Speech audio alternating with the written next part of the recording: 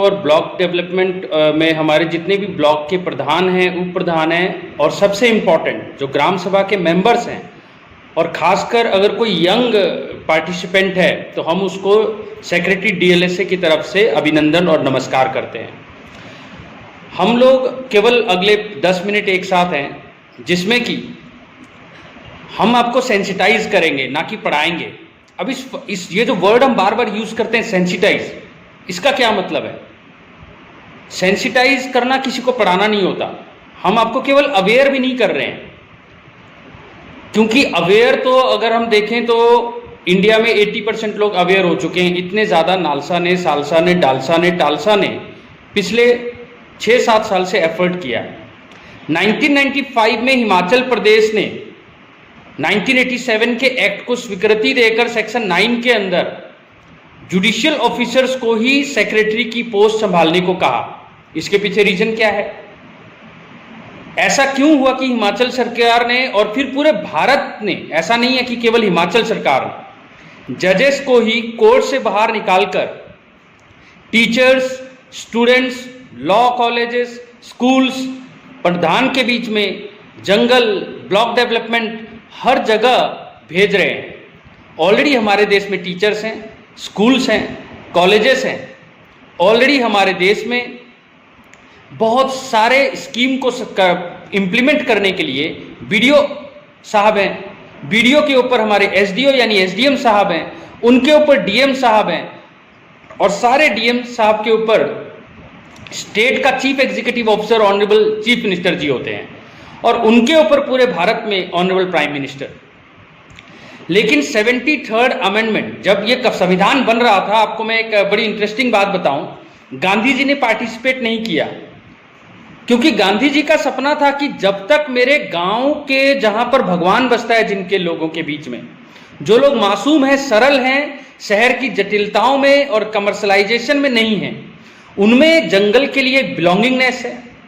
वो पंचायत लेवल पे ही एक परिवार की तरह एक एक झगड़े को, जर जोरू जमीन के झगड़े को समझते हैं, वहीं का वहीं निपटारा करा देते हैं।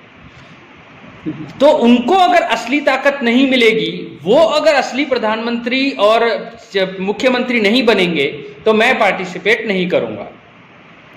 गांधी जी के इस बात को स्वीकृति दी गई, थोड़ा लेट ही सही, लेकिन संविधान में संशोधन करके, जिसको हम 73 यानी कि 73rd कॉन्स्टिट्यूशनल अमेंडमेंट कहते हैं।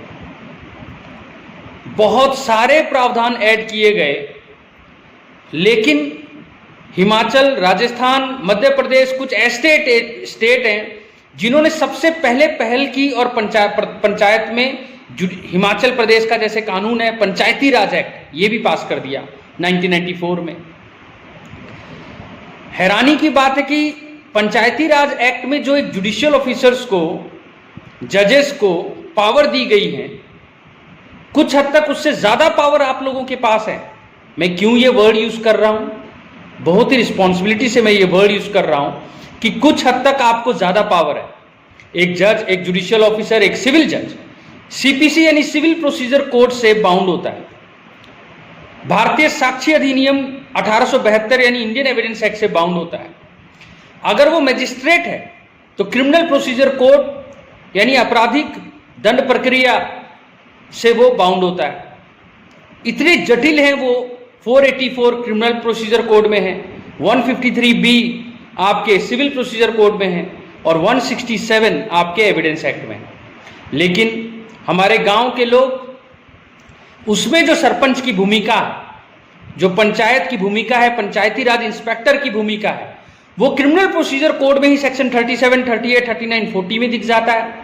आर्टिकल 40 संविधान में दिख जाता है, 73rd अमेंडमेंट में दिख जाता है, 48A में दिख जाता है, 51A के G में दिख जाता है।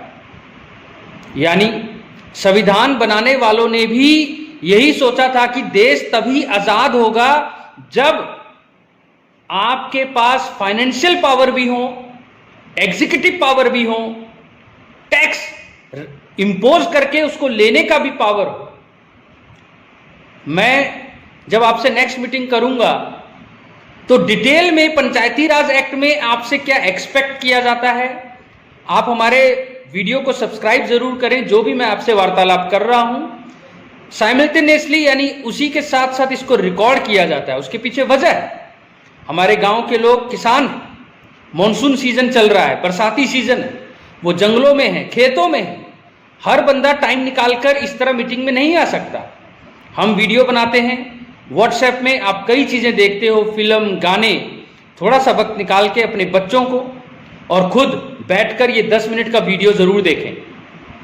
पंचायती राज एक्ट में एक प्रधान के ऊपर ना सीपीसी लगता है, ना क्रिमिनल प्रोसीजर कोड लगता है, ना इंडियन एविडेंस एक्ट, ताकि वो सरलता से फैमिली मेंबर की तरह झगड़ों का निपटारा वहीं कर दे।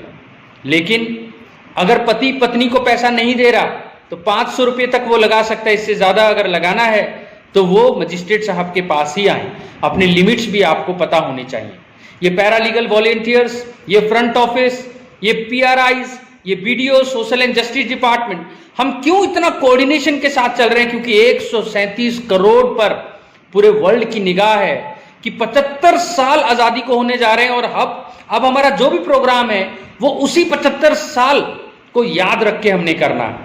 आप लोगों को भी बतौर पीआरआईज, वीडियोज ये सर्कुलेट हो चुका होगा कि अब हमने 75वें साल जो हमारे आजादी को होने जा रहे हैं, पूरे वर्ल्ड की निगाह हमारे ऊपर है। सबसे लंबा, सबसे लेंथीएस्ट संविधान हमारे देश में है। ओल्डेस्ट रिपब्लिक भी अगर मैं कहूं तो लिच्छवी, वो भी भारत देश में है। ओल्डेस्ट सिविलाइजेशन 10,000 साल का सनातन आपके देश में है। और यंगेस्ट जनरेशन, यानी सबसे यंग जनरेशन, नीरज चोपड़ा जैसे 23 साल के लोग जो गोल्ड मेडल लेके आ रहे हैं, जिनमें वो हीन भावना नहीं रही कि हम लोग गुलाम थे, वो नई जनरेशन जो है वो हमारे को देख रहा है, पूरा वर्ल्ड हमें देख रहा है। और वर्ल्ड केवल माननीय मुख्यमंत्री और माननीय जो हमारे प्रधानमंत्री जी हैं उनसे, उनकी तरफ नहीं देख रहा, वो देख रहा है एक आम जनमानस। मैं सबसे पहले हिमाचल के लोगों के लिए यहां से बैठे बैठे नमन करता हूं और उनका आदर सत्कार करता हूं कि उनके जो पार्टिसिपेशन है, जो अवेयरनेस है, खासकर हमारी महिलाओं का जो अवेयरनेस है, उसके कारण केरला को भी पीछे छोड़कर टॉप 6 स्टेट में, यानी राज्यों में लगातार टॉप करने वाला हमारा हिमाचल प्रदेश, जंगलों में नंबर 1, वर्ल्ड बैंक से इतना ज्यादा पैसा मिला है जो पूरे भारत के किसी भी राज्य को नहीं मिला, हमारे हिमाचल को मिला। वो किसी सीएम, बीडीओ या एसडीएम या जजेस के लिए नहीं, आप आम जनमानस को जो जंगल के साथ अपना एक, देखो हिमाचल में बंदर को वर्मिन डिक्लेयर किया गया। वर्मिन का मतलब होता है आप बिच्छू सांप की तरह उसको मार सकते हैं, कोई वाइल्ड लाइफ का कानून नहीं लगेगा। लेकिन हमारा संस्कृति हमें वायलेंस करना नहीं सिखाता। हमने 3 या 4 ही बंदर मारे, में कल का ही न्यूज़पेपर पढ़ रहा था, और सरकार, सेंट्रल गवर्नमेंट फिर से ये सोचने पे मजबूर हो गई कि संस्कृति के अगेंस्ट जाकर अगर हम वर्मिन डिक्लेयर भी कर दें तो भी हम कहते हैं हम भूखे रह जाएंगे, हम जानवरों को नहीं मारेंगे। मैं अभी सुबह सुबह भूमि पूजन यानी पौधा रोप करके आ रहा हूं, और वहां भी धरती के गर्भ में बीज डालने से पहले जिस तरह का संस्कृति उच्चारण करके हमने ग्रेटिट्यूड अपना जाहिर किया इस प्रकृति के लिए, इस धरती माँ के लिए, वो धरती ऐसे नहीं है कि 137 करोड़ का पेट भर रही है। नेशनल लोक अदालत जो हम 11/9 को लगाएंगे, ये क्या चीज है नेशनल लोक अदालत? यहां पीआरआईज की, बीडीओज की, प्रधानों की क्या वैल्यू है? मेरे सेंसिटाइज प्रोग्राम का यही मतलब है कि मैं आपको कानून के प्रावधान, यानी आर्टिकल 48A क्या बोलता है, 40 क्या बोलता है, 39A क्या बोलता है, 1421 क्या बोलता है संविधान का, इससे ज्यादा मैं आपकी आत्मा में एक बिलोंगिंगनेस लेके आऊं कि ये मेरी कचहरी नहीं। मैं आपकी तरह, मेरी भी मम्मी है, पापा है, मैं आपकी तरह एक आम जन हूं। सबसे पहले जज होने से पहले मैं इस देश का नागरिक हूं। इस देश का नागरिक होने से पहले मैं इस पृथ्वी धरा में एक पैदा होने वाला 7 अरब में से एक इंसान हूं। हम सबको अपने हिस्से की ईमानदारी करनी है। जब जंगल में आग लगी हो, और आग किस चीज की? लिटिगेशन की।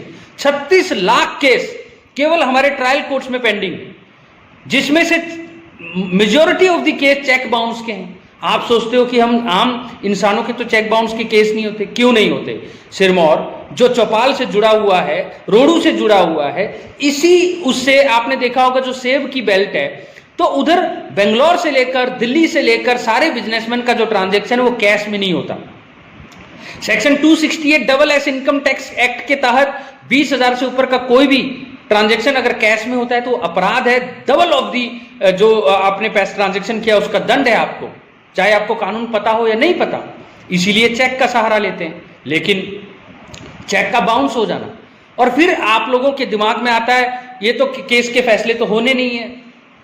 17,500 जजेस हैं एट ए टाइम जो काम कर रहे हैं 21,000 स्ट्रेंथ के अगेंस्ट। अगर वो सर्जन का जो काम करना है, अगर आप उसको ये बोलो कि आप कंपाउंडर वाला काम भी करो या फिर फार्मासिस्ट वाला या केमिस्ट वाला काम भी, तो डेफिनेटली सर्जन जो बेसिकली जटिल समस्याओं, जोरू जमीन के जटिल समस्याओं का समाधान कोर्ट में करते हैं सीपीसी सीआरपीसी एविडेंस एक्ट के तहत, वो तो केवल रेडियोलॉजिस्ट और केमिस्ट और फार्मासिस्ट का काम भी अगर खुद करे तो क्या सर्जरी में कई लोगों की जान को खतरे में नहीं डाल रहा? हम भी डॉक्टर्स की तरह हैं और आप पेशेंट हैं। पेशेंट किस तरह के? आप कहो खाना दो या ना दो, मुझे न्याय चाहिए। न्याय की जो डिमांड है वो रोटी कपड़ा मकान से भी ज्यादा है। मेरे हर रोज मेरे ऑफिस के बाहर कोई ना कोई 90 साल का बुजुर्ग बैठा होता है। किस लिए? जमीन के लिए। उसके पास तो इतनी उम्र भी नहीं है। डिग्निटी के लिए। कौन सी डिग्निटी? यानी एक बुजुर्ग की भी डिग्निटी होती है, वो लाश नहीं है, उसके पास उम्र नहीं है, वो भूखा पेट पूरे दिन इंतजार करता है कि मेरे को न्याय चाहिए। क्या मैं अकेला न्याय दे सकता हूं बिना आपकी पार्टिसिपेशन के? आप अपने ब्लॉक लेवल पे घर घर जाएं, देखें किसके चेक बाउंस के केस 2 लाख से नीचे, किसके मैट्रिमोनियल पति पत्नी के झगड़े, किनके जोरू जमीन के झगड़े, उनको बताएं कि लोक अदालत में वही जज साहब बैठते हैं, बल्कि एक मेंबर और बैठते हैं। फैमिली मेंबर की तरह आप लोगों से सलाह मशवरा किया जाता है, अपनी बात थोपी नहीं जाती है, केवल समझाया जाता है। उस माहौल में आप ही फैसला करते हैं, सर ऐसा हो जाए तो मुझे मंजूर है। जज साहब केवल उसमें अपनी मोहर लगाते हैं और कोई अपील नहीं, कोई दलील नहीं, कोर्ट फीस भी वापस। पूरे वर्ल्ड, जी हां, मैं बड़ी रिस्पॉन्सिबिलिटी से बात कर रहा हूं, 196 कंट्री, ऑफिशियल कंट्री है पूरे वर्ल्ड में। कोई ऐसा देश नहीं होगा जो 75% लोगों को 75वें अपने स्वतंत्रता दिवस में मुफ्त का न्याय दे रहा हो। क्या आप बिलीव कर सकते हैं इस बात को? जितनी भी महिलाएं बैठी हैं, 18 साल से नीचे के लोग बैठे हैं, शेड्यूल कास्ट, शेड्यूल ट्राइब बैठे हैं, या कोरोना से या किसी भी डिजास्टर से अवग्रस्त लोग बैठे हैं, उन सब के लिए free and competent legal aid हम ही उनका पैसा देते हैं। और हम का मतलब जुडिशरी का पैसा भी जुडिशरी का नहीं है, आप लोगों के टैक्स पेयर्स का पैसा। एक भी अगर केस जो औषधि खाकर या गरारे कर या भाप लेकर ठीक हो सकता था, अगर वेंटिलेटर की जरूरत पड़ी है उसको कोरोना की तरह, वायरस की तरह, तो समझे इसमें हम सब सिविक सोसाइटी, एक आम इंसान के स्क्रपल कंसाइंस यानी आत्मा में जो एक अपने देश के लिए बिलोंगिंगनेस चाहिए, अपनापन चाहिए, उसकी कमी से होगा। अगर ये जो करोड़ों में केस पेंडिंग है, आप रोज समाचार में सुनते हो, उसके लिए आप ही जिम्मेवार हो। जब तक ये एहसास आपको नहीं होगा कि जज या आईएएस ऑफिसर ही करे, तब तक हमारे देश में लिटिगेशन कम नहीं हो सकता। 11/9 को नेशनल लोक अदालत यानी राष्ट्रीय लेवल का लोक अदालत, पूरे इंडिया के जजेस अपना सैटरडे संडे राष्ट्र सेवा में लगाते हैं। ऑनरेरियम, एक मात्र ऑनरेरियम लेते हैं, लेकिन 500 केसेस, कोरोना के दौरान सोशल डिस्टेंसिंग का ध्यान रखना, मास्क लगा के बैठना और उन सब चीजों का ध्यान रखते हुए भी केसेस का निपटारा करना कि हमारे जो बुजुर्ग लोग हैं, ये वक्त चले जाएगा पर उनके पास वक्त नहीं। मैं हाथ जोड़ के डीएलएस से, सिरमौर की तरफ से बतौर सेक्रेटरी आप सारे पंचायती राज इंस्पेक्टर्स, प्रधान, उप प्रधान, आम जनमानस से गुजारिश करता हूं, हमारे पास आए। हम बतौर फैमिली मेंबर, परिवार के सदस्य, बिना किसी कानून को ध्यान में रखे, क्योंकि इसमें कोई कानून नहीं लगता, केवल न्याय लगता है। कानून को भी साइड में रख दिया जाता है, न्याय को जिताते हैं हम। कोर्ट में कुछ मजबूरियां होती हैं, हम कानून को नहीं छोड़ सकते, मगर लोक अदालतों में हम आपके साथ बैठकर आप ही के फैसले पर मोहर लगा देते हैं, और वो पूरा करना, उसको एग्जीक्यूट करना, उसका असली में हाथ में पैसा दिलाना, ये हमारा ड्यूटी हो जाता है, वो आपका नहीं, हमारा ड्यूटी हो जाता है। इतने सारे चीजों के बावजूद हमें दुख है, पूरे सिरमौर में आज तक का 133 केसेस ही केवल आइडेंटिफाई हुए हैं। 133 केस, इतने बड़े सिरमौर में केवल 133। इतने सेंसिटाइज प्रोग्राम हम कर रहे हैं, डे टू डे हम पंचायती राज से बात कर रहे हैं, जुडिशियल, हमारे लर्नड जुडिशियल ऑफिसर से बात कर रहे हैं, पुलिस वालों से हम बात कर रहे हैं, सर्विस करवाई जाए, व्हाट्सएप के थ्रू सर्विस करवाई जाए।